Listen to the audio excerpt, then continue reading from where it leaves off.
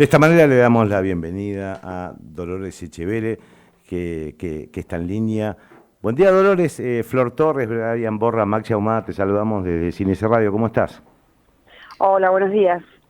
Bueno, el llamado tenía que ver con una noticia que desarrollamos hace un par de días, pero que en realidad tiene todo un trasfondo que usted también que vos también, venís denunciando desde hace algún tiempo, y que tiene como figura central al ex ministro de Agricultura del gobierno de Macri, Luis Echeverre, que además es tu hermano. En función de esa noticia que tiene que ver con el expresidente de la Sociedad Rural de Diamante, que fue detenida en las últimas horas en Rosario, es como que revive una historia que, insisto, vos venís denunciando desde hace tiempo. Exactamente. Este es un paso más que se devela en la línea de investigación que yo ya, comencé en el año 2011, 2012. Es un paso más en la investigación, ¿no? Es decir, yo denuncié a Leonardo Airaldi en el 2012, ahora lo voy a decir por qué lo denuncié, sí. En el 2015 ante la Procuraduría de Criminalidad Económica y Lavado de Activos, y ahora este mismo personaje que ya tuvo denuncias por narcotráfico en otras oportunidades, ahora lo agarran con la camioneta cargada de armas, dinero en efectivo y droga, ¿no? Entonces, yo lo denuncié porque él tiene relación comercial con quienes yo denomino Echeverre corruptos. ¿Quiénes son los Echeverre corruptos? Luis Miguel Echeverre, Sebastián Echeverre, Juan Diego Echeverre y Leonor Barbero. Entonces, yo observo irregularidades comerciales con la cría y el engorde de hacienda en blanco y en negro en la isla El Pillo, departamento Diamante, Entre Ríos. Bien, una pregunta te hago, Dolores. Sí, sí. Esa isla, en esa isla eran socios tu hermano Luis Echeverre y también Airaldi. Sí. Exactamente. Y en esa isla hay una sospecha hay una sospecha de narcotráfico en esa isla, digamos que esa isla en realidad también era una pantalla utilizada para el narcotráfico. Una de las islas a través de las cuales Airaldi trafica. ¿No es cierto? Sabemos que Airaldi es narcotraficante. Eso es un hecho, ya está denunciado, está preso por eso. Uh-huh. ¿Sí? Uh-huh. Uno de los lugares es justamente la zona de las islas. ¿Por qué? Porque son islas. ¿No es cierto? Es más difícil llegar, es más oscuro todo, etcétera, etcétera, etcétera. Y a eso le sumamos que además Airaldi, y lo veíamos en su momento con algunos archivos, en la época en la que estaba como presidente de la Sociedad Rural de Diamante, donaba constantemente, entre comillas, infraestructura a la policía, con la cual hacía suponer que colaboraba constantemente. Leonardo Airaldi instaló en otra isla una comisaría. Una comisaría, exacto. Una comisaría. ¿A usted le parece? ¿A vos te parece? Digo, ahora Dolores, con todos estos datos que fuimos viendo, la detención de Airaldi, en realidad entendemos que... Claro. Porque yo estoy hablando como periodista y estoy en plena línea de investigación, ¿no? Estoy deduciendo, estoy analizando, continúo atando cabos, ¿no es cierto? Pero sí, adelante. Sí, porque además hay una serie de datos que tienen que ver, por ejemplo, en su momento el hallazgo de varias toneladas de marihuana que aparecieron en un tráiler que efectivamente le pertenecía a Airaldi. El policía que hace ese operativo después aparece trabajando para Barisco, que termina además condenado y que eran parte de la misma banda. Hay que googlear nomás, Barisco, exacto. Echeverre, Macri. Ahí están todas las fotos, no una, cientos. O sea, sí, o sea, esta es la línea. Acá está el hilo, como se dice ahora, ¿no es cierto? El hilo es y siempre son los mismos. Siempre son los mismos y los mismos temas.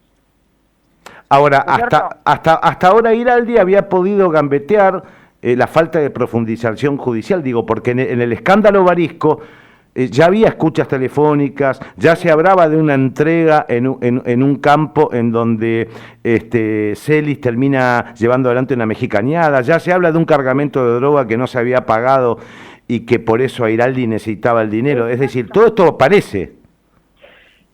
exactamente, inclusive ahora aparece en un libro que publicó Daniel Enz. Sí, exacto, Territorio Narco. Territorio Narco. Sí. Ese es el título, ¿no? Territorio Sí, Narco. sí, creo que sí, exacto. Que no quería tenerlo bien con la certeza porque hace poquito que salió. Exactamente, en el libro Daniel Enz, en el libro Territorio Narco, especifica todo lo que estamos diciendo vos y yo. ¿No es cierto? Es decir, por diferentes líneas, y yo, ¿en qué línea? En la línea interna, dentro de la administración, ¿no es cierto?, dentro de empresas privadas, como pueden llegar a ser los bienes administrados por los Echeverre corruptos dentro de una sucesión. Ahí yo me lo encuentro, Iraldi. Imagínate. Ya aparece ahí. Pero por supuesto, aparte tengo las pruebas. Sí, claro. Y las denuncié. Además, Airaldi, el narco Airaldi, siembra Casa Nueva. Es donde yo fui con el proyecto Artigas. Sí, claro. Fui con el proyecto Artigas a Casa Nueva, no porque un día pintó, no, porque esta es una de las cosas que pasa.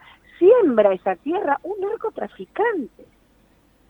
¿No es cierto? Sí, claro. Así que era uno de los objetivos del proyecto Artigas, era ese.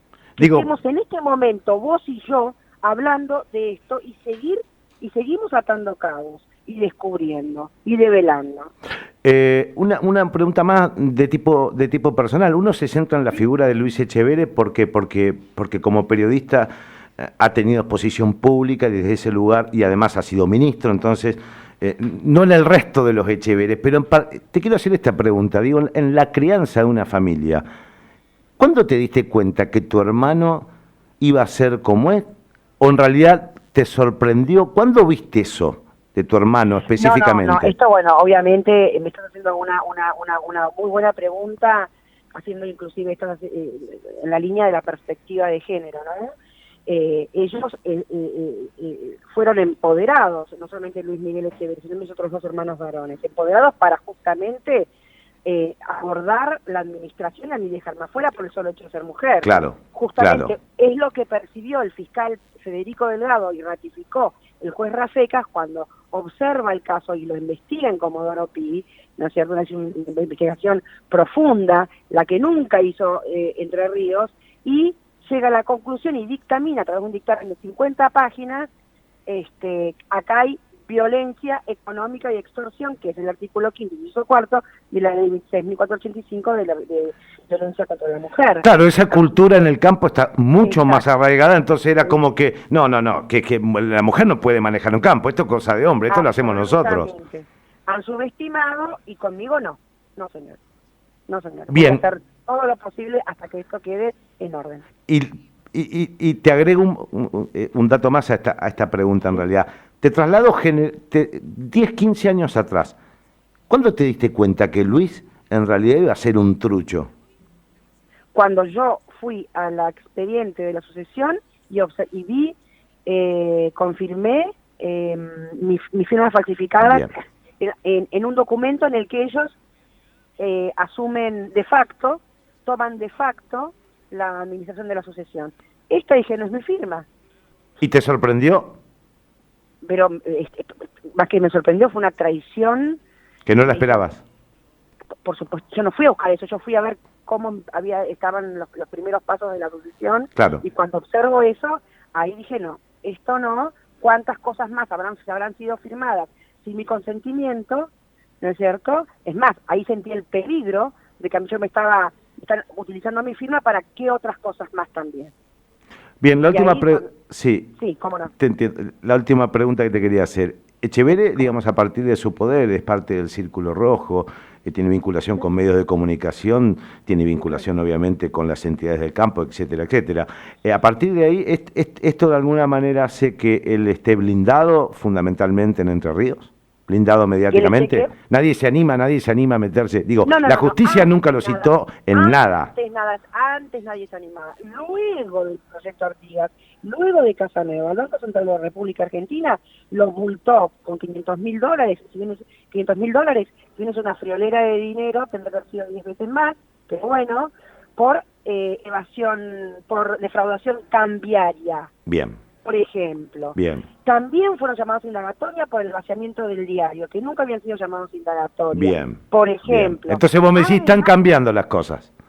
Además, gracias al proyecto Artigas, y además, luego de que el proyecto Artigas, digamos, con el de la ida a Casa Nueva, ellos se vieron ya obligados, porque no les quedó otra, de denunciar las tierras, todos los campos de mi familia, denunciarlos porque no los habían puesto en la sucesión, por ejemplo. De un pequeño detalle se olvidaron. ¿Quién no se olvida de poner un par de hectáreas, Dolores? ¿Quién no se olvida? Está, calladito, la boca, un costadito, a ver si zafamos de blanquearla. Claro, por eso, está bien. Señores, por eso. Dolores, ha sido muy amable, muchísimas gracias. Seguramente en otro momento te vamos a contar. Nosotros conocíamos el proyecto Artigas, de hecho estuvimos hace algún tiempo allá, cuando una movilización también de gente de esa zona. Nosotros viajamos desde Santa Fe, así que es un tema que nos interesa, y nos interesa esa batalla que estás llevando adelante contra una familia poderosísima, de la que sos parte también. Sí, claro, lógico, sí. Pero del otro lado. ¿Del otro lado de la mecha? Sí, exacto. Dolores, muchísimas gracias. No soy ellos. Ok. Bueno, un abrazo, muchas gracias. Un abrazo grande.